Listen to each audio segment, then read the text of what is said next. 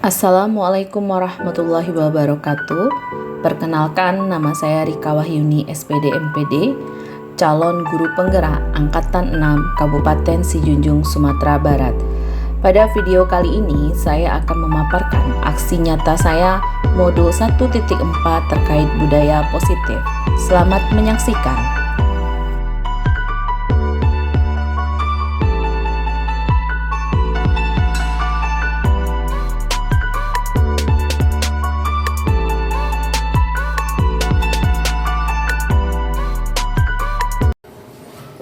Assalamualaikum warahmatullahi wabarakatuh. Waalaikumsalam warahmatullahi wabarakatuh. Alhamdulillahilladzi hadana lihadza wa ma kunna linahtadiya laula an hadanallah. Asyhadu an la ilaha illallah wa asyhadu anna Muhammadar Rasulullah. Yang terhormat Ibu Kepala SMP Negeri 12 Sijunjung beserta Bapak Ibu Majelis Guru yang sempat hadir pada acara kita pada hari ini. Puji dan syukur marilah kita ucapkan kehadirat Allah Subhanahu wa taala atas berkat rahmat dan karunia-Nya kita masih bisa berkumpul dalam keadaan sehat di sekolah kita ini. Selawat beserta salam tidak lupa kita kirimkan untuk Nabi besar kita Nabi Muhammad SAW. Baiklah Bapak Ibu guru hebat SMP Negeri 12 Sijunjung, pada hari ini kita berkumpul untuk mendengarkan paparan materi dari guru hebat kita Ibu Rika Wahyuni CGP Angkatan 6 yang hari ini akan memaparkan materi mengenai sosialisasi budaya positif. Mari kita dengarkan baik-baik paparannya, kita ambil manfaatnya. Semoga kita mendapatkan ilmu yang bermanfaat nantinya dalam pengabdian kita. Kepada Ibu Rika dipersilahkan. Bismillahirrahmanirrahim. Assalamualaikum warahmatullahi wabarakatuh. Waalaikumsalam warahmatullahi wabarakatuh. Terima kasih kepada Ibu Moderator sekaligus Ibu Wakil Kepala SMP Negeri 12 Sijunjung yang telah memberikan waktu kepada saya untuk berbagi pada hari ini. Sebelumnya, perkenalkan, nama saya Rika Wahyuni MPD. Saya adalah calon guru penggerak Angkatan 6 Kabupaten Sijunjung. Puji dan syukur marilah kita haturkan kepada Allah Subhanahu wa taala yang telah memberikan kita nikmat kesehatan sehingga pada hari ini kita dapat melangkahkan kaki ke sekolah yang kita cintai ini. Tak bosan-bosannya marilah kita haturkan sholawat kepada junjungan kita Nabi besar Muhammad SAW yang telah membawa kita dari alam kebodohan, alam jahiliyah, alam tanpa ilmu pengetahuan ke alam berilmu pengetahuan, pembelajaran abad 21 dan era digitalisasi yang kita rasakan pada hari ini. Yang sama-sama kita hormati Ibu Kepala SMP Negeri 12 Sijunjung beserta wakil, yang sama-sama kita hormati Bapak dan Ibu Majelis Guru dan staf tata usaha SMP Negeri 12 Sijunjung yang pada hari ini bisa menghadiri acara.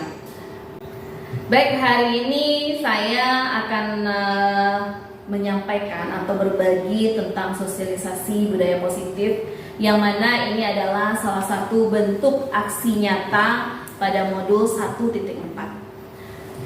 Sebelum kita masuk kepada apa itu budaya positif, kita harus tahu apa itu pendidikan menurut Ki Hajar Dewantara.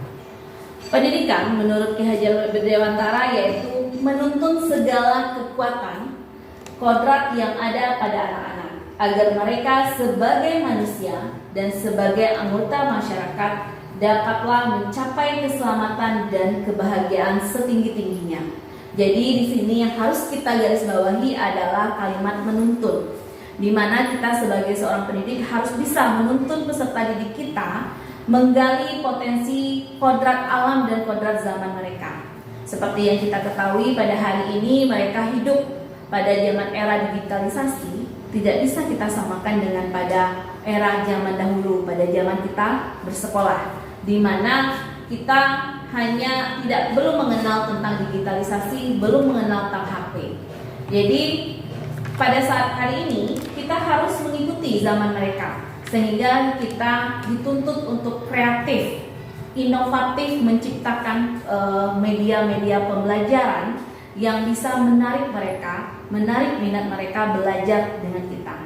Kemudian kita juga tidak boleh lagi menuntut siswa kita. Selama ini yang sering kita lakukan adalah menuntut mereka untuk menyelesaikan KKM yang telah kita tetapkan. Kemudian menyelesaikan tugas-tugas yang kita berikan. Kemudian menyelesaikan tujuan pembelajaran pada hari ini. Jadi kedepannya sesuai dengan filosofi Ki Hajar Dewantara ini sangat berkaitan erat dengan kurikulum Merdeka Belajar yang sekarang lagi marak-maraknya dikembangkan oleh Kementerian Pendidikan kita sekarang ini. Jadi itu Bapak dan Ibu. Nah, selanjutnya apa itu budaya positif? Budaya positif adalah nilai-nilai positif yang diyakini sebagai kebiasaan baik oleh seluruh warga sekolah yang membutuhkan kolaborasi dan konsistensi untuk mewujudkannya dengan profil pelajar Pancasila. Oke, seperti yang kita ketahui bersama, untuk kita profil pelajar Pancasila itu ada berapa Bapak dan Ibu? 5. Ya, ada 5. Yang pertama adalah beriman Dan bertakwa kepada Tuhan Yang Maha Esa. Ya, beriman dan bertakwa kepada Tuhan Yang Maha Esa. Yang kedua, Berkebinekaan global. berkebinekaan global. Yang ketiga, Bergotong royong. bergotong royong. Yang keempat, Mandiri. mandiri. Yang kelima, Kreatif dan dan yang terakhir adalah bernalar bernalar kritis. kritis. Jadi ini 6 nilai profil pelajar Pancasila yang kita sebagai pendidik harus mengembangkan nilai tersebut. Oke, baik Bapak Ibu, kita coba ini ada sedikit permainan, yaitu silakan Bapak Ibu buat satu buah benda yang penting di dalam hidup yang kira-kira jika tidak ada benda tersebut maka sebagian hidup kita hilang.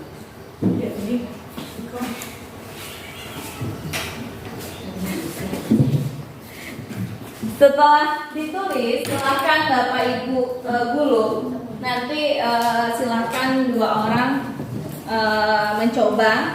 Yang satu mengepal tangannya, kemudian yang satu lagi mencoba membujuk, boleh membujuk, mengancam, menghardik, merayu, menyuap agar teman kita tersebut membuka kepalan tangannya.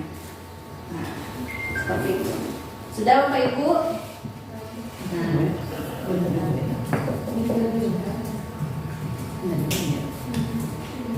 Oke, silakan. Siapa yang pertama? Kita coba dulu. Bu Emi, silakan merayu Pak Ihsan. Pak Ihsan siap untuk dirayu? Siap.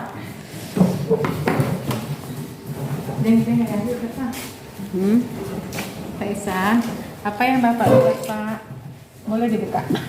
Tidak boleh sekarang. Besok pagi. Besok pagi. Nanti Bapak buka, boleh buka Pak? Tidak boleh. Saya kasih dulu ya. Tidak boleh. Saya kasih dulu ya. Tak mau. Besok saya bikinkan nasi goreng. Maunya Bapak apa? Tidak boleh. Buka lah Pak. Saya mau lihat isi tangan, isi gumpalan Bapak itu apa? Buka Pak. Tidak benar. Pak, buka lah Pak. Pak, buka Pak. Nangis nih, nangis. Pak, buka lah Pak. Duitnya Pak. Karena kasihan. Dibuka. Apa tuh Pak? Itu plus. Plus. Oke, kita berikan tepuk tangan untuk Pak Ihsan dengan Nemi. Selanjutnya kita coba Bu Repi merayu Bu El. Aduh, ini sulit nih. Jangan ini. Bu El. Rahasia dong. Ya, boleh dong. Tidak. Boleh dong. No. Nggak kasih ya. Terbongkar rahasia aku nanti. Kasihanilah saya. Enggak lah. Ayolah. Bu El cantik. Apa perlunya? Kalau cantik itu harus baik. Udah bagi. Harus rajin berbagi. Dengan berbagi kita kaya. Dengan berbagi kita kaya, iya. Dengan berbagi kita kaya. Alhamdulillah. Apa isinya? Kata Bu El, yang penting adalah air. Air. Ya, terima kasih. Kita berikan tepuk tangan. Air itu adalah salah satu sumber kehidupan kita. Oke, dari permainan tadi, menurut Bapak Ibu, siapa yang memegang peranan yang paling kuat? Apakah yang menggenggam atau yang merayu? Yang menggenggam. Ya, yang menggenggam. Kenapa Bu Emi? Karena kalau si penggenggam itu tidak mau mengeluarkan, tidak mau membuka, dia tidak akan sembuh. Ya, betul sekali. Yang mempunyai peranan kontrol yang paling kuat itu adalah si penggenggam. Karena jika tidak ada keinginan di dalam hati dia untuk membuka, maka genggaman tangan ini tidak akan terbuka. Begitu juga dengan peserta didik kita. Jika kita ingin merubah mereka menjadi lebih baik, tetapi tidak ada faktor di dalam diri mereka ingin berubah, maka itu tidak akan terjadi. Sesuatu yang berubah karena intrinsik dari faktor dari luar, maka selamanya tidak akan abadi. Tetapi kalau dari dalam diri mereka, maka akan menjadi abadi. Ini dia paradigma teori kontrol yang sering kita salahkan. Yang pertama, ternyata guru tidak bisa mengontrol murid. Kita berpikir sebagai seorang guru kita bisa mengontrol murid kita. Yang kedua, bahwa kritik dan membuat orang merasa bersalah dapat menguatkan karakter. Itu tidak sama sekali, itu hanya khayalan kita sebagai seorang pendidik. Yang ketiga, bahwa semua penguatan positif efektif dan bermanfaat.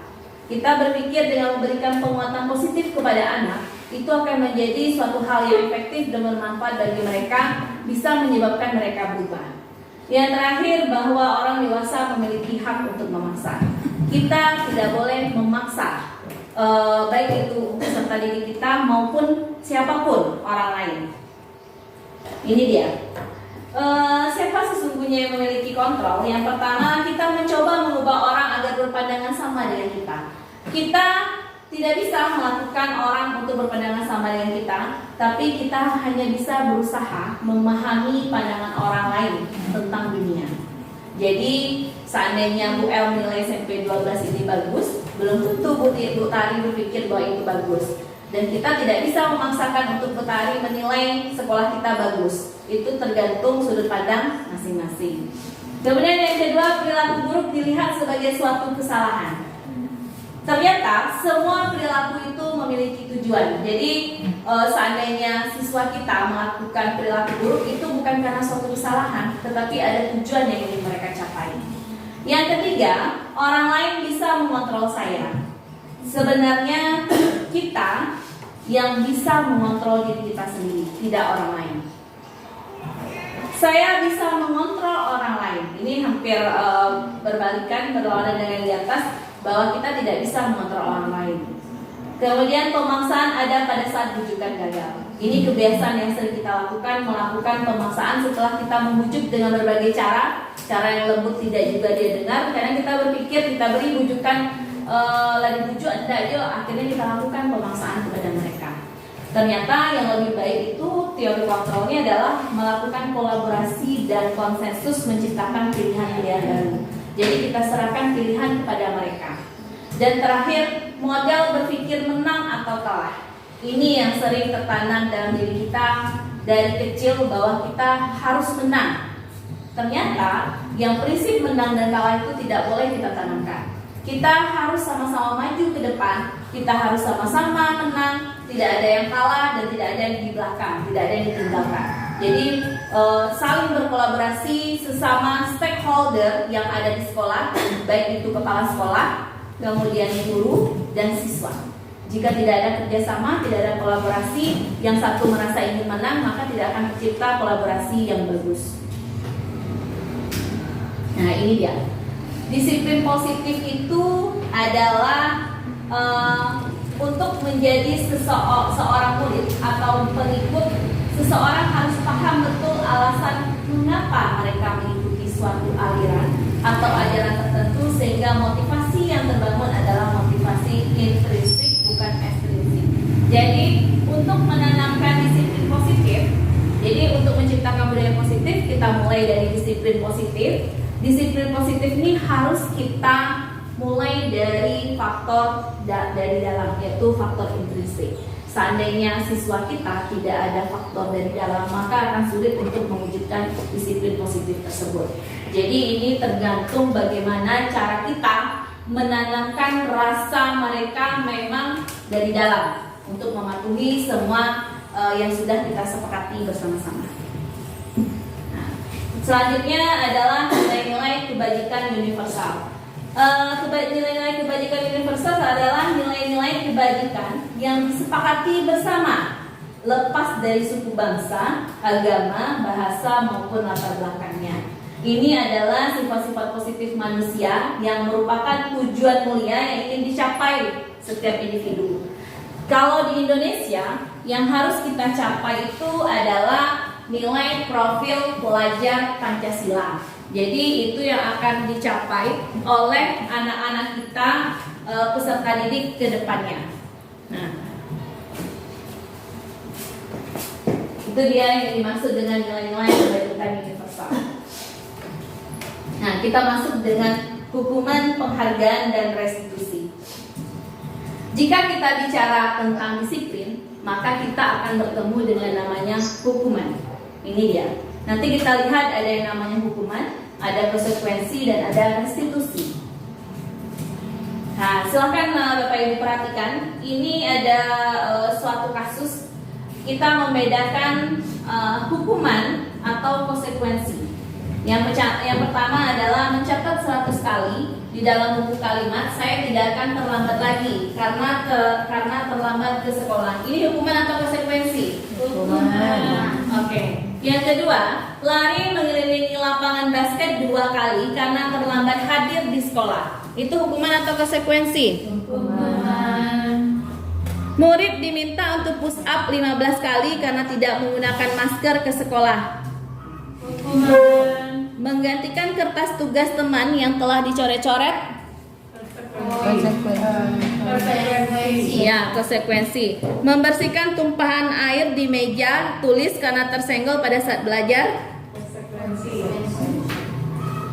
Konsekuensi.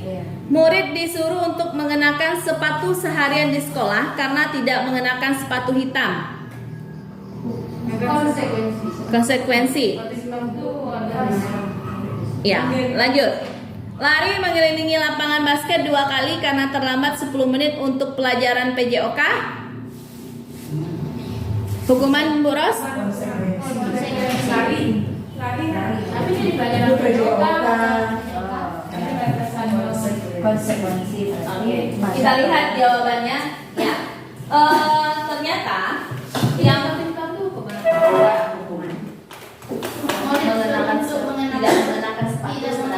Tidak mengenakan sepatu seharian sebenarnya. Jadi menggantikan, ternyata yang konsekuensi ada 3, yaitu menggantikan kertas tugas teman yang telah dicoret-coret, membersihkan tumpahan air, dan lari mengelilingi lapangan basket 2 kali. Ini dinamakan dengan konsekuensi. Apa beda konsekuensi dengan hukuman? Hukuman itu adalah yang bersifat secara alamiah, secara tiba-tiba saja terjadi. Sementara konsekuensi sudah kita berikan kepada anak dan anak tahu apa yang terjadi saat dia melakukan kesalahan tersebut. Nah, ini dia restitusi. Restitusi adalah proses menciptakan kondisi bagi murid untuk memperbaiki kesalahan mereka sehingga mereka bisa kembali pada kelompok mereka dengan karakter yang lebih kuat. Restitusi juga merupakan proses kolaboratif yang mengajarkan murid untuk mencari solusi untuk masalah mereka dan membantu murid berpikir tentang orang seperti apa yang mereka ingin menjadi dan bagaimana mereka harus memperlakukan orang lain. Jadi restitusi ini adalah salah satu cara yang paling ideal, yang paling bagus, yaitu kita menciptakan kondisi bagi murid untuk mereka memperbaiki kesalahan mereka sehingga mereka kembali ke kelompok mereka itu sesama siswa menjadi sebuah karakter yang lebih kuat. Ini dia perbedaan antara hukuman, konsekuensi, dan restitusi, di mana hukuman ini adalah identitas gagal, berarti dampaknya negatif. Kemudian untuk identitas sukses yang disiplin itu adalah konsekuensi dan restitusi. Ini kalau konsekuensi itu masih bersifat netral, yang ke restitusi itu berhasilnya positif. Misalnya untuk hukuman, murid akan membenci peraturan kalau kita lakukan hukuman. Tetapi kalau konsekuensi, murid akan menghormati peraturan. Untuk restitusi, murid akan menghormati dirinya dan orang lain. Jadi ini dampaknya kalau restitusi yang kita lakukan. Kemudian untuk hukuman itu peraturannya adalah kamu harus. Jadi kalimatnya tentu kita bilang kamu harus ikut ini, kamu harus patuh. Sementara untuk konsekuensi, apa peraturannya? Mampukah kamu melakukannya? Nah, terima kasih. Sementara untuk restitusi, kita menanyakan kepada mereka apa yang kamu yakini, apa yang bisa kamu lakukan untuk memperbaiki masalah ini. Jadi kita kembalikan kepada mereka apa yang mereka yakini, apa yang bisa mereka lakukan untuk memperbaiki masalah. Jadi bukan kita yang menciptakan solusi dari masalah mereka. Kemudian berlaku hanya pada sebuah institusi, tidak berlanjut pada kehidupan nyata. Jadi kalau hukuman, kalau kita lakukan di dalam SMP 12, maka hanya akan berlaku di SMP 12. Di luar anak akan seperti itu kembali. Sementara konsekuensi membantu penerapan mengikuti peraturan dalam masyarakat. Seandainya mereka sudah melaksanakan sesuai konsekuensi, maka sesampainya di masyarakat, kalau dia biasa antri, maka dia akan juga ikut antri. Kemudian yang restitusi, murid fokus pada pemecahan masalah dalam jangka waktu yang panjang. Ini dia. Jadi memang antara hukuman, konsekuensi dan restitusi sangat jauh berbedanya. Itu ada sekitar 9 perbedaan mereka, bisa dibaca. Kita lanjut. Ini adalah ciri-ciri restitusi, yaitu bukan untuk menebus kesalahan, namun untuk belajar dari kesalahan. Yang kedua adalah memperbaiki hubungan. Yang ketiga, tawaran bukan paksaan. Yang keempat, restitusi menuntun untuk melihat ke dalam diri. Kemudian restitusi mencari kebutuhan dasar yang mendasari tindakan.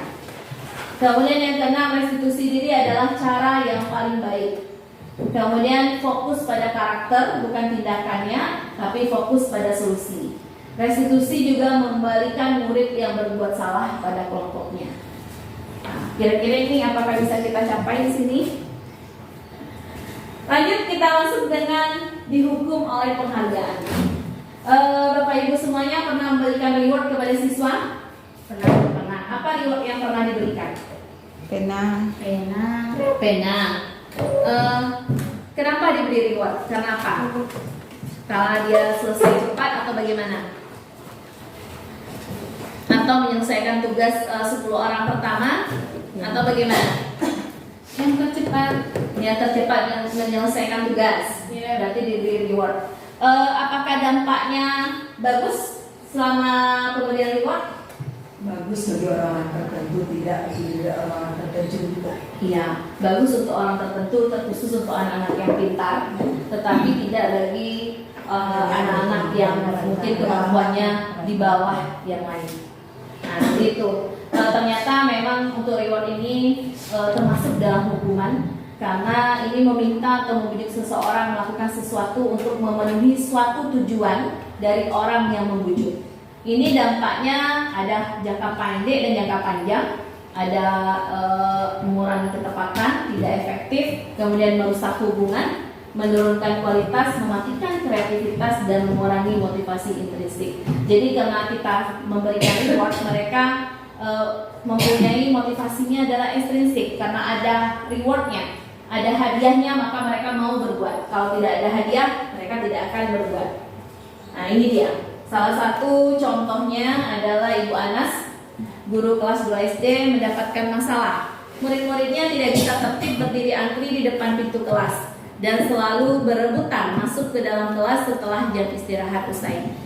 Ini tentunya sangat mengganggu proses pembelajaran, di mana kelas tidak dapat memulai tepat waktu karena Ibu Anas sibuk menenangkan murid-muridnya untuk waktu yang cukup lama. Akhirnya, Bu Anas berpikir cepat dan mengandalkan stiker bintang. Setiap murid-muridnya akan masuk kelas usai jam istirahat. Bu Anas akan mengiming-imingi muridnya dengan stiker bintang. Siapa yang dapat berdiri lurus dan berbaris rapi antri di depan pintu, dapat bintang dari Bu Anas. Sebagian besar muridnya menyambut tantangan tersebut dan langsung berdiri rapi agar mendapatkan stiker bintang. Hal ini dilakukan selama beberapa minggu. Karena cukup berhasil, membuat murid-muridnya berdiri antri di depan pintu. Sampai suatu saat Bu Ana sakit dan terpaksa digantikan oleh Pak Heru. Tetapi Pak Heru tidak tahu tentang stiker bintang dan benar saja pada saat masuk murid-murid kelas 2 kembali berebutan masuk kelas. Itu apa yang terjadi kira-kira? Karena apa? Iya, karena penerapan reward ini menyebabkan siswa Bu Anas tidak karena ada faktor dari luar. Karena Pak Heru tidak tahu, makanya kembali mereka ke seperti semula. Ini dia. Kita masuk yang namanya keyakinan kelas. Keyakinan kelas itu adalah nilai-nilai kebajikan universal. Nilai-nilai tadi yang disepakati secara tersirat dan tersurat oleh warga kelas atau sekolah. Itu lepas dari latar belakangnya, latar belakang suku, negara, bahasa maupun agama. Jadi mungkin bisa kita bersepakat sama-sama Bapak Ibu, kita coba untuk membuat keyakinan kelas di kelas kita masing-masing. Baik itu sebagai keyakinan kelas sebagai kita wali kelas atau keyakinan kelas sebagai kita guru mapel. Jadi kita coba membuat keyakinan kelas, tidak perlu banyak-banyak 3, 4 atau 5, tetapi itu memang kita sepakati bersama. Nanti keyakinan kelas tersebut kita bisa buat melalui stick note berwarna-warni, kemudian kita tempelkan di sebuah kanton dan kita letakkan di dalam kelas tersebut. Jadi pada saat mereka melakukan kesalahan, maka kita bisa kembalikan apa yang telah mereka janjikan kepada kita, apa yang telah mereka buat di dalam stick note tersebut. Karena sepakat Bapak Ibu. Nah, ini dia pembentuk keyakinan sekolah, yaitu bersifat lebih abstrak, kemudian berupa pernyataan universal, dibuat dalam bentuk yang positif. Keyakinan kelas tidak terlalu banyak sehingga mudah diingat dan dipahami oleh semua warga kelas. Kemudian keyakinan kelas itu sebaiknya sesuatu yang dapat kita terapkan di lingkungan tersebut. Kemudian semua warga kelas hendaknya berkontribusi dalam pembuatan keyakinan kelas, dan kita bersedia meninjau kembali keyakinan kelas dari waktu ke waktu. Jadi semua warga kelas itu kita minta untuk mengeluarkan ide-ide mereka, nanti baru kita sortir, berarti kita lakukan identifikasi dulu, setelah itu baru kita kelompokkan mana yang hampir mirip, baru itu kita jadikan keyakinan kelas. Seperti itu Bapak Ibu. Nah, ini dia contoh keyakinan kelas. Ini ingat, kata keyakinan kelas adalah dimulai dengan kata-kata yang positif. Jadi seperti ini, ada datang tepat waktu, mengucapkan salam, tidak pakai kalimat, tidak boleh datang terlambat. Jadi tidak pakai kalimat yang negatif. Menjaga kebersihan sekolah, aktif dalam pembelajaran, tertib. Nah, ini salah satu bentuk contoh-contoh keyakinan kelas. Ini dia. Kita lanjut.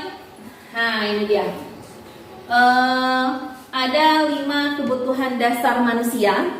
Ini namanya manusia, berarti kita pendidik dan peserta didik pasti kita membutuhkan. Ini kebutuhan dasar manusia. Yang pertama adalah rasa kasih sayang dan rasa diterima.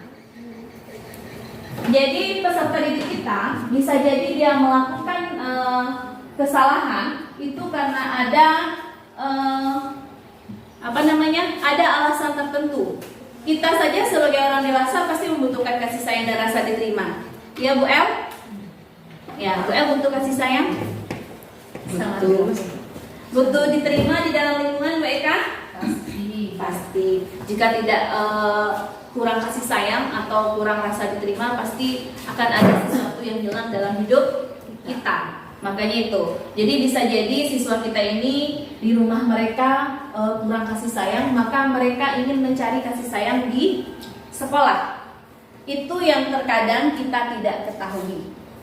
Kemudian yang kedua adalah kebebasan. Setiap manusia pasti ingin kebebasan. Kebebasan dalam bahasa Inggrisnya adalah freedom.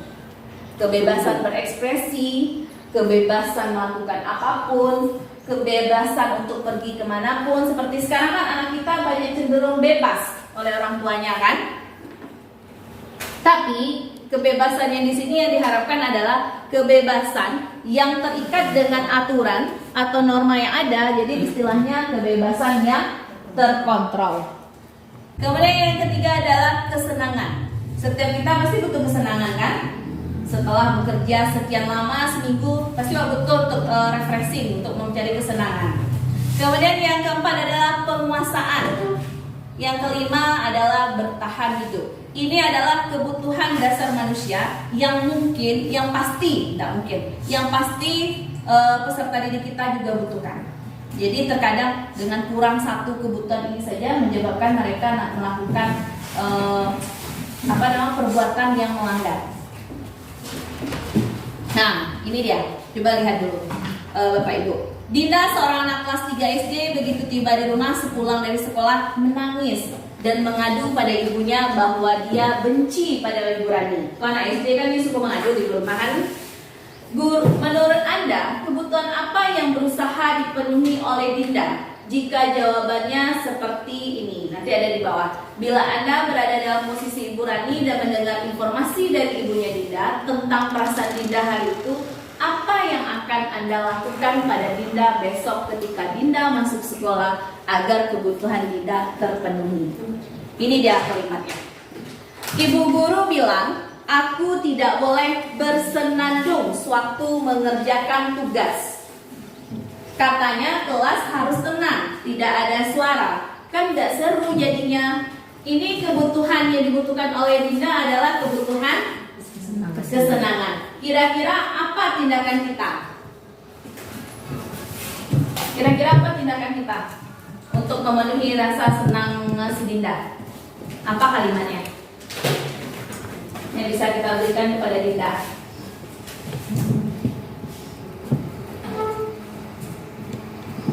Apa Bapak Ibu? Si Dinda dilarang oleh ibu, aku tidak boleh bersenandung sewaktu mengerjakan tugas. Katanya kelas harus tenang, tidak ada suara. Kan nggak seru jadinya. Kalau kita jadi ibu gurunya Dinda, apa yang akan kita lakukan?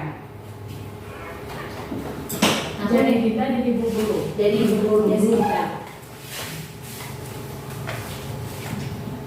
Dia mau nyanyi ya? Boleh dulu kita minta Boleh awal-awal. bersenandung, tapi pada waktu yang sudah ditentukan. Boleh bersenandung, kita bilang sama Dinda Ya, pada tapi waktu udah tertentukan. Oke, yang lain kawan El apa tadi nih? Bisa juga untuk menghangatkan suasana di awal, misalnya kita minta ada tuh yang hobi bernyanyi bersenandung, silahkan ke depan dulu beri kesempatan misalnya 5 menit. Iya boleh. Kita minta Dinda bersenandung dulu di awal pembelajaran. Nanti pada sewaktu mengerjakan tugas dia memang fokus kepada tugasnya. Buat komitmen tadi. Setelah itu nanti ketika membuat tugas, nah kita bisa nggak minta kesepakatan dengan siswa. Iya, ya. Atau bisa juga setelah selesai siswa mengerjakan tugas kita minta hiburan juga boleh kepada anak. Kemudian yang kedua, ibu guru tidak menyapaku hari ini, padahal aku pakai jepit rambut baru. Ini yang dibutuhkan Dinda adalah butuh kasih sayang dan rasa diterima, karena diperhatikan. Kalau kita jadi ibu guru Dinda, apa yang akan dilakukan? Ya. Menyapa Dinda. Menyapa Dinda. Menyapa Dinda. Hai Dinda, jepit rambutnya baru ya. Iya. Kadang anak SMP kita pun ada yang butuh seperti itu. Kadang dia kan mendekat-dekatnya, bu, kadang nggak terperhatikan oleh kita. Sebenarnya dia butuh kasih sayang, butuh diperhatikan. Itu sebenarnya. Apalagi kalau misalnya dia rancak baju yo, nah itu sandang artinya kan ada anak yang suka di lampung-lampung kafe. kodrat manusia. Nah ya, gitu. Yang selanjutnya, aku bosan masa belajarnya cuma gitu-gitu aja, dengerin ibu guru aja. Ini yang kita butuhkan adalah kebebasan. Apa tindakan kita sebagai seorang guru?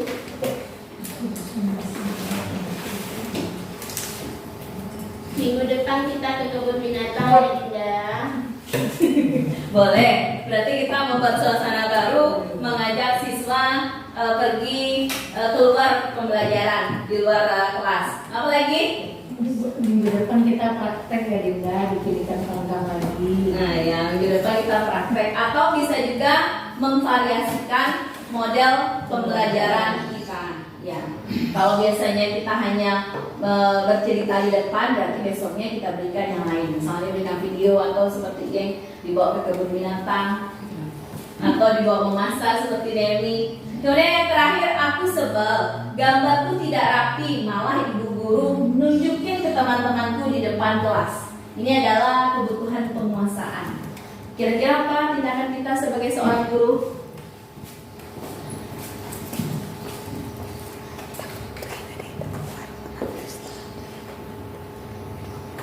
Memberikan penguatan bahwa sebenarnya gambarnya udah bagus. Memberikan penguatan bahwa sebenarnya gambarnya sudah bagus ya.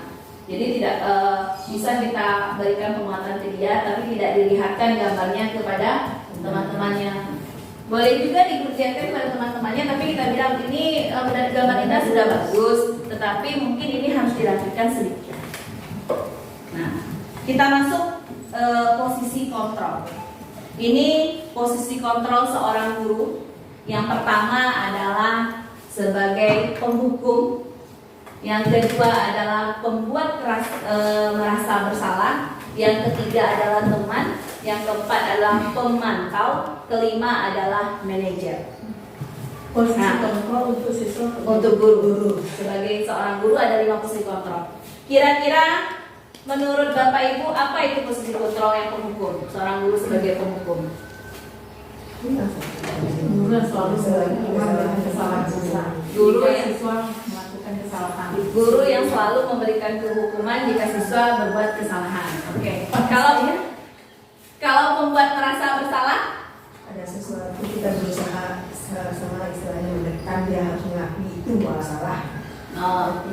seorang guru yang selalu menekan siswanya untuk mengakui bahwa yang dilakukan itu salah, jadi membuat dia merasa bersalah. Sebagai teman, kontrol guru sebagai teman, ini sering kita temui guru sebagai seorang teman. Berarti menerima curhatan siswa, itu guru sebagai teman. Berarti kalau guru BK itu bisa dikategorikan guru sebagai teman. Nah, apakah sudah? Apakah Mbak? Kemudian yang keempat, posisi kontrol guru sebagai pemantau. Apa itu? Guru yang selalu memantau. Guru yang selalu memantau, memperhatikan siswa, memperhatikan aktivitas siswa. Berarti cari sesuatu. Dipantau, dengan dilihat itu kan ada kalau misalnya kayak itu tapi kan anak itu bukan dia membuat rasa bersalah, tapi saya mengatakan apa positif membangun gitu. Jadi kalau seandainya dia melakukan kesalahan, baru kita melakukan posisi selanjutnya. Oke, yang terakhir manajer.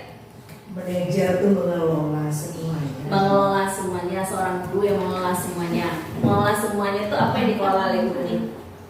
Dengan dipantau, memantau itu kan termasuk posisi manajer. Manajer itu apa coba dikatakan? Kalau manajer mengatur apa yang harus dikerjakan. Mengatur apa yang harus dikerjakan. Oke, kita lihat. Apakah sama yang Bapak Ibu bilang dengan yang sebenarnya?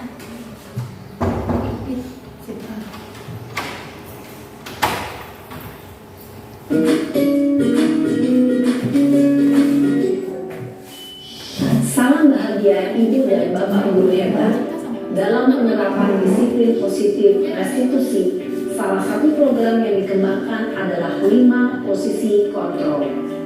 5 posisi kontrol dalam restitusi adalah proses perjalanan seorang pendidik agar dapat mengenali dirinya.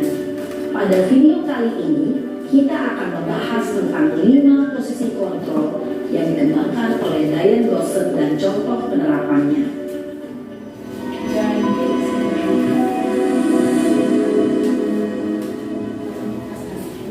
Lima posisi kontrol itu adalah 1. Posisi penghukum, 2. Posisi pembuat merasa bersalah, 3.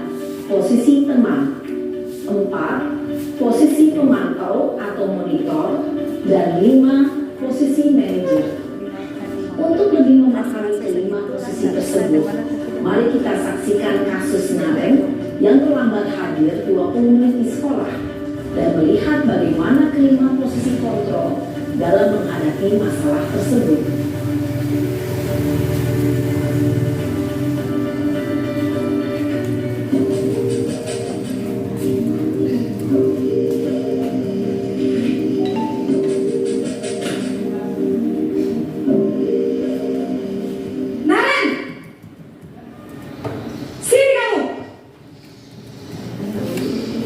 Selamat pagi, Bu. Selalu terlambat. Kamu deh, pasti terlambat. Maaf, Bu. Saya Apa? Apa coba? Alasan kamu apa lagi? Kapan sih kamu tidak terlambat? Malas sekali ya kamu jadi anak. saya Dasar pemalas. Gak kapok-kapok sih kamu. Sudah berapa kali terlambat? Sana, kamu keliling lapangan basket 2 kali. kenapa saya harus keliling lapangan basket, Bu? Kenapa? Kamu melawan ibu. Berani-beraninya jawab. Sudah terlambat, masih berani jawab pula. Sekarang, keliling lapangan basket 5 kali sekalian. Biar kapok. Cepat. Pergi sana ke lapangan basket. Posisi penghukum biasanya berbicara dengan nada tinggi, menghardik, menunjuk-nunjuk, menyakiti, dan menyindir. Hukuman bisa berupa fisik maupun psikis. Ibu dan bapak guru hebat. Dampak yang terjadi pada murid ketika guru berada pada posisi penghukum adalah murid cenderung akan memberontak, bahkan menyimpan dendam.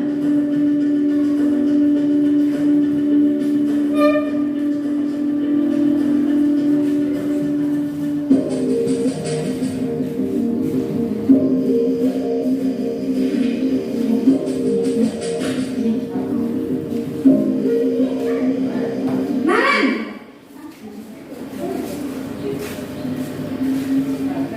Selamat pagi, Bu. Naren, kamu kenapa terlambat lagi, nak?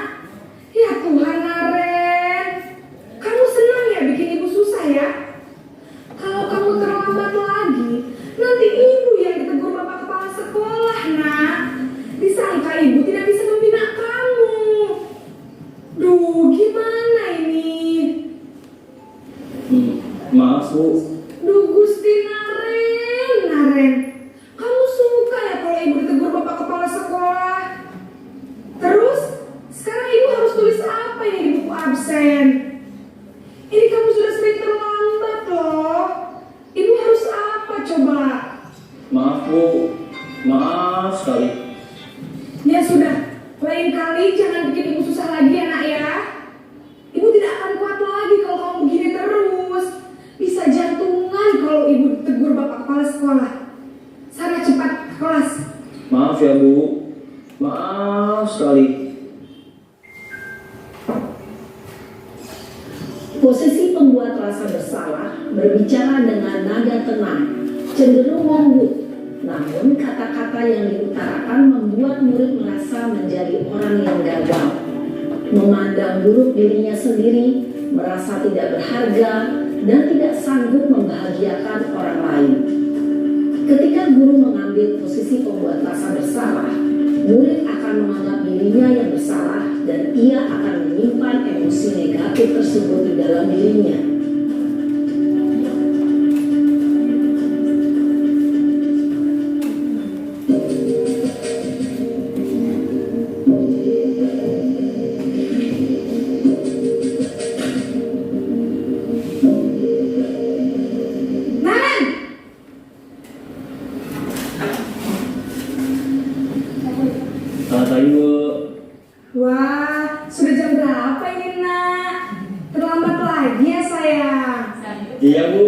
Habis ibu saya lupa bangunkan saya, Bu. Kamu malah menyalahkan ibu kamu. Kamu bukannya anak yang larinya paling kencang.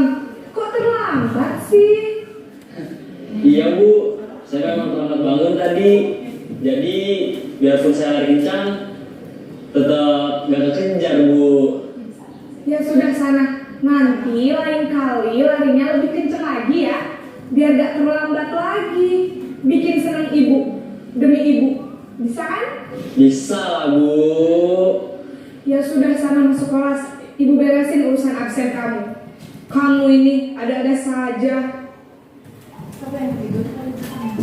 Dalam posisi teman, guru berbicara dengan nada suara ramah, akrab, cenderung bersenda gurau untuk menjaga suasana tetap santai. Murid akan merasa senang, aman, dan akrab dengan guru. Identitas yang tercipta adalah identitas sukses atau berhasil. Namun, perlu diingat, karena ini masih dorongan eksternal, maka ada faktor ketergantungan dari murid kepada orang tertentu. Di sini, guru absennya, sehingga di lain waktu, murid bisa berperilaku baik, namun hanya kepada orang-orang tertentu saja.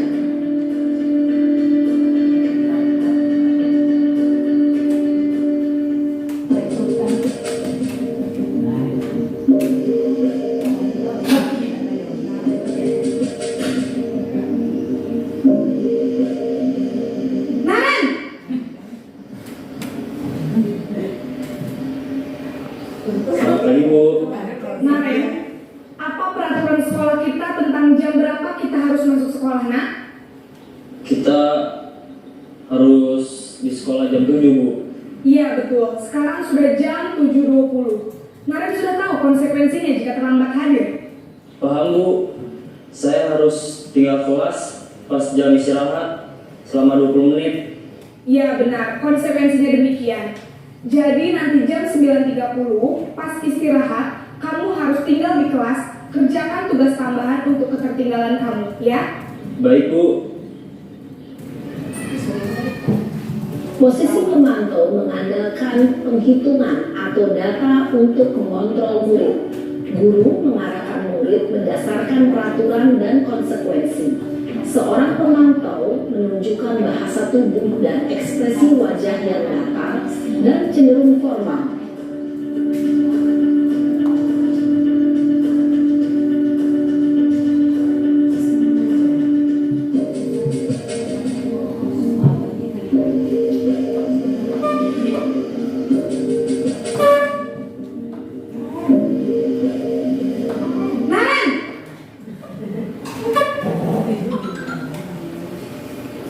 Selamat pagi, Bu.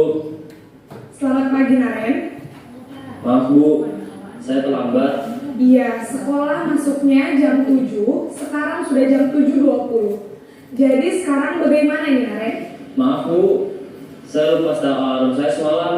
Baiklah, menurut kamu, keyakinan sekolah yang mana yang perlu kamu tingkatkan? Menghargai diri sendiri dan orang lain mungkin, ya, Bu. Setuju. Jadi, apakah Naren meyakini prinsip saling menghormati tersebut? Iya, Bu. Saya meyakininya. Apakah Naren bersedia memperbaiki masalah keterlambatan ini? Bersedia, Bu. Bagaimana kamu akan perbaiki masalah keterlambatan ini? Saya akan coba untuk tidak lupa menyetel alarm saya, Bu.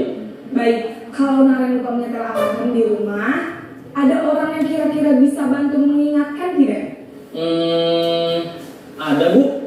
Kakak saya, Kak Emma. Ada lagi selain Kak Emma? Selain Kak Emma, ada ibu saya. Baik, jadi yang mengingatkan Naren adalah Kak Emma dan ibu kamu, ya? Kira-kira akan mulai set alarm kapan nih, Naren? Setelah pulang sekolah, akan segera saya lakukan. Baik, jadi Naren akan setel alarm untuk bangun besok pagi dan akan diingatkan oleh kakak dan ibunda Naren, ya? Ada lagi yang mungkin perlu dilakukan, Naren? Agar tidak terlambat bangun lagi. Tidak ada, Bu. Baik, Naren. Terima kasih untuk kerjasama kamu. Sekarang kamu perlu kembali ke kelas untuk belajar. Baik, Bu. Terima kasih. Posisi manajer adalah posisi kontrol yang disarankan untuk membimbing murid memiliki sikap disiplin yang positif, yaitu murid yang mandiri, bertanggung jawab, dan dapat memecahkan masalah. Tujuan dari posisi ini adalah agar murid dapat berefleksi atas tindakannya. Guru akan dengan tulus memberikan pertanyaan-pertanyaan bermakna, sehingga membuat murid dapat belajar dari kesalahannya dan mencari sebuah solusi untuk menyelesaikannya. Ibu dan Bapak guru hebat, setelah mengamati adegan kelima posisi kontrol tadi, kira-kira posisi mana yang paling ideal? Posisi mana yang dapat menunjang motivasi intrinsik murid? Ya, tentu posisi manajer. Posisi ini memang posisi ideal yang ingin dituju setiap pendidik.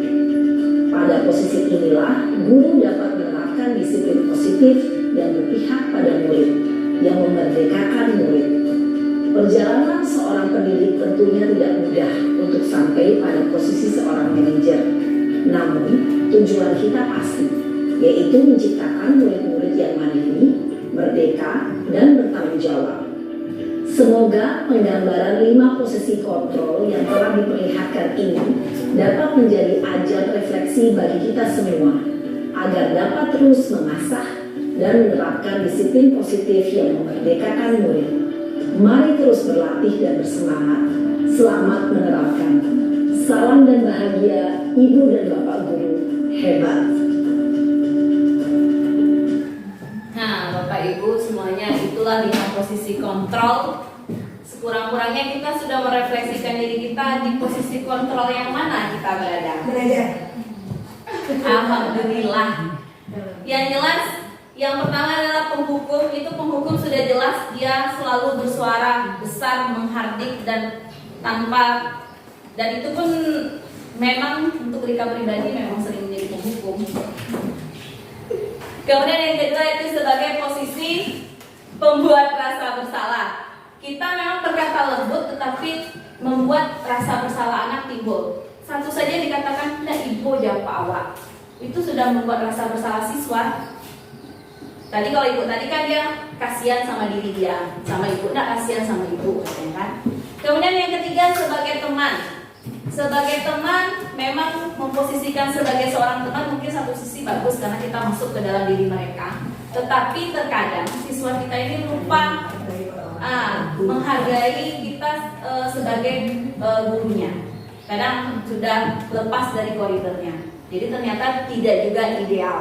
Yang keempat itu sebagai manajer. Sebagai manajer ini adalah kita menjalankan aturan sesuai aturan yang ada di sekolah. Sebagai pemantau, ya. Sebagai pemantau kita hanya menjalankan aturan yang ada di sekolah. Berarti kata Bu Revi, kalau terlambat datang, anak disuruh bersihkan lapangan itu, yo, pela kerjakan tuh. Nah, kan kita berdasarkan aturan yang ada. Yang terakhir yaitu yang paling ideal adalah manajer. Dan ini memang untuk kita mungkin secara perlahan kita coba merubah diri kita menjadi seorang manajer. Di sini yang paling penting adalah kesabaran. Itu yang susah. Parisan banget. Ya, karena kita memang bertanya kepada siswa, tidak menyalahkan mereka, dan kita minta kepada mereka apa yang akan dilakukan untuk mengatasi hal yang kayak tadi. Si Naren terlambat, apa yang bisa dilakukan Naren? Besok dia tidak akan terlambat lagi dengan menyetel alarm. Siapa yang akan membantu? Nah, seperti itu. Kira-kira kalau kita refleksi, kita di posisi yang mana sekarang? Penghukum. Kalau Niel manajer, kalau Eka penghukum. Jangan menghukum dong. Jangan boleh. Yang kedua pembuat rasa bersalah. Oke. Ibu Ras? Pemantau. Pemantau. Bu Tari? Hukum dong. Sebenarnya kita sudah ada 5 posisi kontrol itu di dalam diri kita, dan tergantung keadaan kita menggunakannya. Terkadang di saat moodnya lagi swing, kita akan menjadi sosok penghukum. Apalagi kok di rumah jalan merangke, anak sekolah menangis-nangis, kan hati lah enggak enak pergi sekolah. Sampai di sekolah emosi tidak stabil, akhirnya menjadi sosok penghukum. Terkadang mood lagi bagus, bisa menjadi seorang teman. Atau kadang lagi itu melihat orang tuanya jadi membuat rasa bersalah karena lagi malas melakukan sesuatu, kan ada pada puncaknya kita malas apa-apa, kita jadikan diri kita sebagai pemantau, kerjakan sesuai apa aturan yang ada. Dan sekali-sekali kita terkadang ada jadi manajer, pasti ada, tidak mungkin ada jadi manajer. Nah ini dia. Jadi kedepannya ini sebenarnya sesuai dengan kurikulum Merdeka Belajar yang didengung-dengungkan oleh Menteri Pendidikan yang wajib, karena tahun 2023 kita semua wajib untuk Merdeka Belajar lagi kan. Seperti itu yang diinginkan seorang gurunya. Memang berat perjalanan sebagai seorang pendidik. Kita diciptakan menjadi malaikat tak bersayap.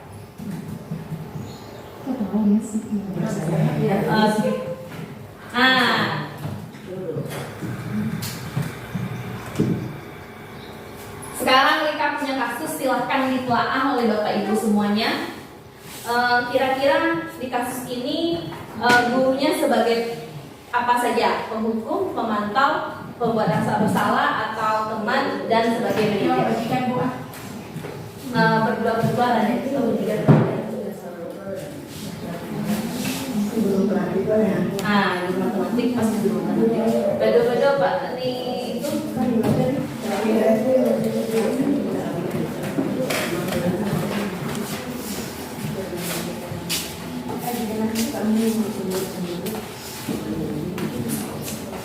dihukum nanti.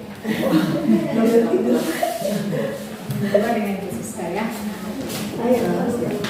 Silakan dibaca kasusnya dan lihat posisi gurunya sebagai posisi apa.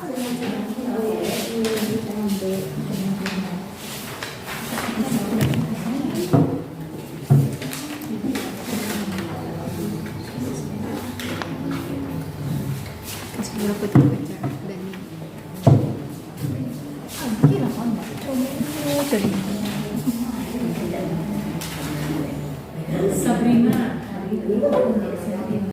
Oke Bapak Ibu, sudah dilihat kasus yang pertama. Siapa yang megang kasus pertama? Kira-kira apa posisi kontrolnya? Bapak lupa. Pembuat rasa? Iya. Ibu Santi menjadi pembuat rasa bersalah untuk si Vivi dan Natali. Kemudian kasus kedua siapa? Sabrina, Bu Emi. Ya, kasus kedua yang mana kalau Sabrina, ayah. Oke. Pak Lukman ini apa posisinya, sebagai apa dia, Bu? yang mana yang ini? Iya. Pak Lukman mengambil posisi Sebagai apa Pak Lukman? penghukum. Ya, sebagai kontrolnya adalah sebagai penghukum. Kasus ketiga yang Ibu Dani siapa? Neka Ibu Dani. Empat. Ibu Dani siapa? Bu Ros. Oke, apa posisi kontrol Ibu Dani, Bu Ros? Sebagai apa Bu Ros?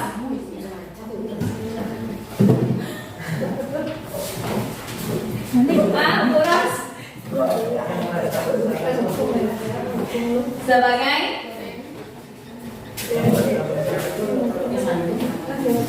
dari kasus tersebut, kira-kira posisi kontrol guru itu sebagai apa Bu? Ibu Dani sebagai pendukung.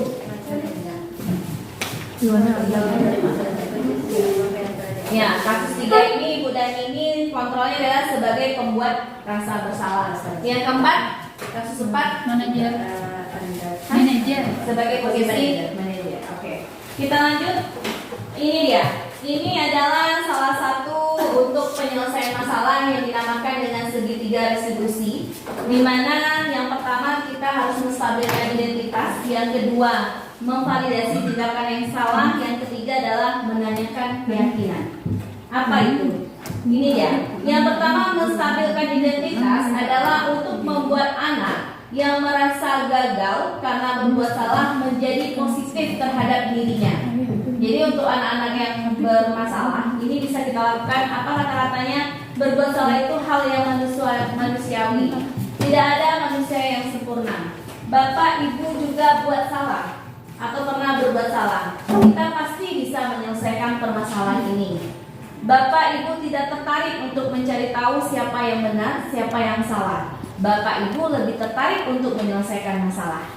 Kemudian kalau kamu menyalahkan dirimu sendiri terus-menerus, apakah kamu bersikap baik pada dirimu sendiri? Ini langkah-langkah untuk menstabilkan identitas anak jika ada yang berbuat salah. Jadi tidak langsung kita bertanya, aku tadi yang dikerjakan, tidak seperti itu. Kemudian yang kedua, yaitu memvalidasi kebutuhan atau validasi tindakan yang salah. Yang pertama yaitu membantu murid mengenali basic need atau kebutuhan dasar yang ingin dipenuhinya ketika melakukan kesalahan itu. Pada dasarnya, setiap tindakan manusia tujuannya adalah memenuhi kebutuhan dasar, apakah itu power, freedom, love, indulgence, fun, and survival. 5 kebutuhan dasar tersebut ya. Apa yang bisa dilakukan guru? Kamu bisa saja melakukan hal yang lebih buruk, tapi kamu tidak melakukannya. Itu kan kita melakukan validasi. Yang dilakukan sebenarnya salah, tapi kita bilang sebenarnya kamu bisa melakukan yang lebih buruk dari ini, tetapi dia tidak melakukannya. Kemudian kamu pasti punya alasan mengapa melakukannya. Yang ketiga, apa yang penting bagi kamu? Kemudian yang keempat, kamu boleh tetap berusaha menjaga sikap itu, tapi tambahkan sikap yang lain atau yang baru. Selanjutnya, maukah kamu belajar cara lain untuk mendapat yang kamu butuhkan tanpa harus memukul? Yang terakhir, apakah kamu bisa melakukan dengan lebih baik besok lagi? Ini adalah langkah untuk memvalidasi kebutuhan atau tindakan mereka.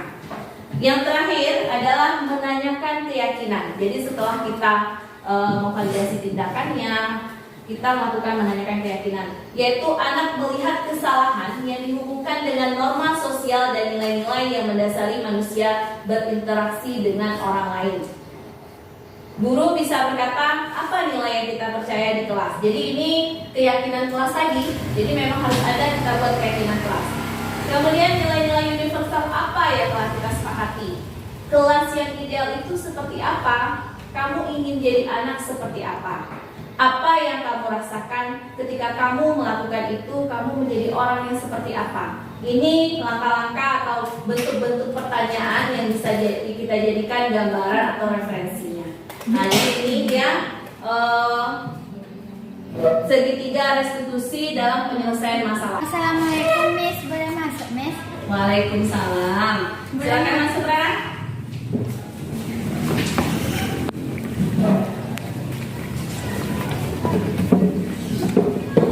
Rara tahu kenapa Rara Miss panggil ke sini? Tahu Miss. Nah, kenapa? Karena ketiduran bisa jam pelajaran. Oh, ketiduran. Kenapa bisa sampai ketiduran di jam pelajaran tadi? Apa Rara bergadang tadi malam? Iya Miss. Bergadang.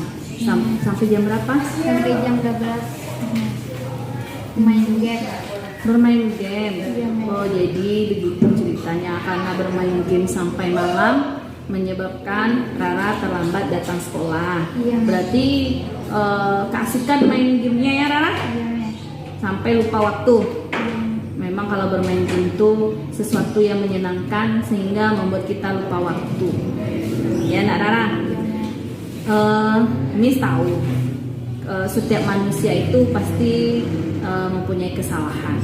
Kesalahan itu adalah sesuatu yang wajar, ya kan?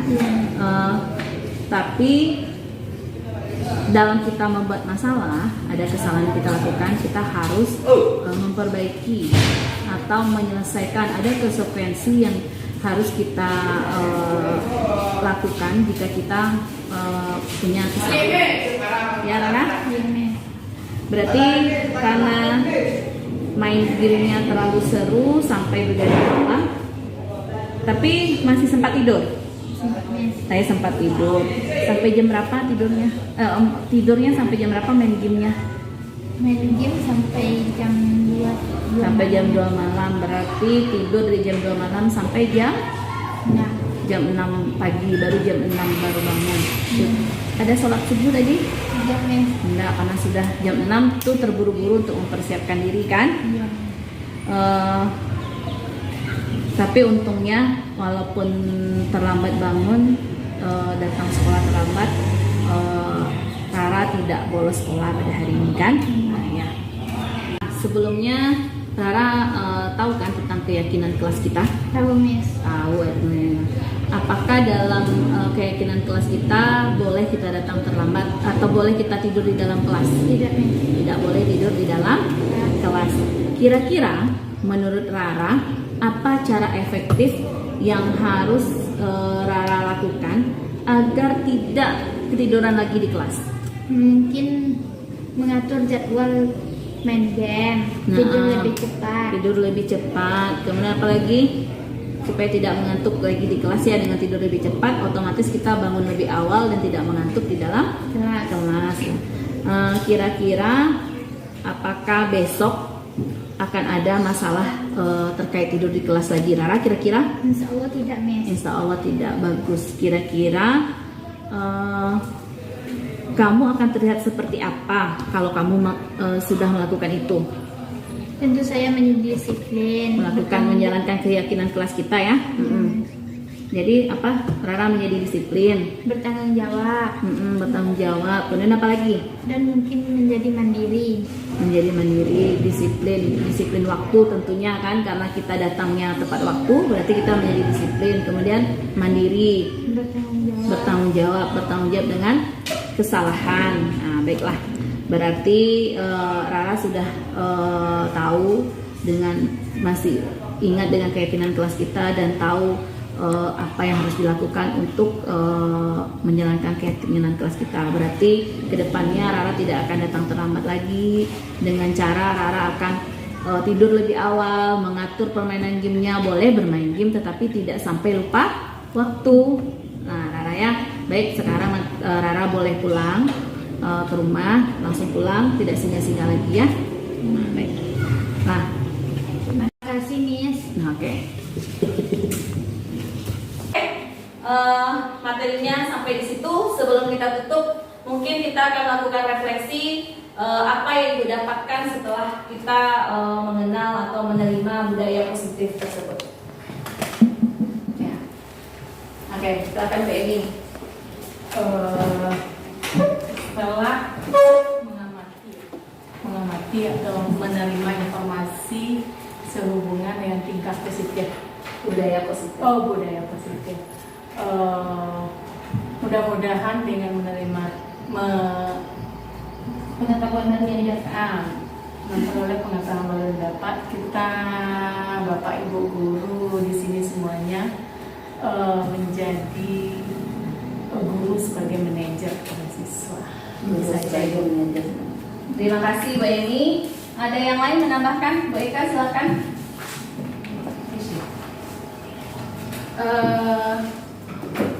Setelah pembelajaran yang kita dapat hari ini, refleksi pada diri sendiri, ternyata saya pribadi itu memang jauh dari kata manajer lagi. Ternyata selama ini yang kita lakukan sebagai guru, kita justru menunjukkan ego kita bahwa kita adalah yang paling benar dan kita adalah yang paling pintar dibandingkan anak.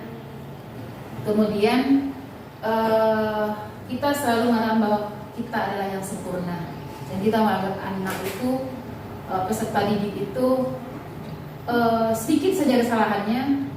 Artinya kita guru sering lebih membesar-besarkan masalah yang ada pada anak, yang kadang-kala kita pribadi tidak bisa menghargai anak itu sebagai seorang pribadi. Ya, ada hal yang harusnya kita dari mereka yang harusnya wak tahu, wak gali, ternyata wak nggak gali itu, salah gali. Betul. Sudah Eka, terima kasih. Ibu El. Oke, baik, mungkin demikian penyampaian materi saya pada hari ini. Saya tidak menggurui, kita sama-sama belajar, sama-sama melakukan refleksi terkait pembelajaran kita selama ini. Saya pribadi selama 12 tahun menyadari bahwa ternyata banyak melakukan kesalahan-kesalahan. Jadi ini menjadi suatu pelajaran untuk diri kita tidak ada kata terlambat untuk kita. Kita bisa merubahnya secara perlahan. Memang tidak mudah untuk menjadi seperti yang diinginkan dalam budaya positif ini. Tetapi jika tidak bisa 100%, sekurangnya kita berjalan, ada langkah yang kita lakukan ke depan. Mungkin demikian penyampaian saya pada hari ini. Mohon maaf atas segala kesalahan. Saya akhiri wabillahi taufiq wal hidayah. Assalamualaikum warahmatullahi wabarakatuh. Terima kasih untuk guru-guru hebat yang telah belajar. Demikianlah paparan materi mengenai budaya positif di sekolah. Dapat kita simpulkan bahwa untuk menciptakan lingkungan positif, budaya positif di sekolah itu dimulai dari kita sebagai guru. Kita mengambil posisi sebagai apa? Sudah dipaparkan tadi ada 5 kontrol sebagai guru. Nah, semoga kita semua dapat menjadi guru yang berposisi sebagai kontrol manajer. Terima kasih kita ucapkan kepada Ibu Rika yang telah memberikan materi ini. Semoga dengan adanya kegiatan ini dapat membuat kita berbenah diri menjadi seorang guru yang telah diamanatkan sebagaimana yang telah diamanatkan oleh Ki Hajar Dewantara. Kita tutup kegiatan ini dengan membaca Alhamdulillahirabbil alamin. Alhamdulillahirabbil alamin. Mohon maaf jika ada kesalahan selama kegiatan ini berlangsung. Saya akhiri. Assalamualaikum warahmatullahi wabarakatuh. Waalaikumsalam warahmatullahi wabarakatuh.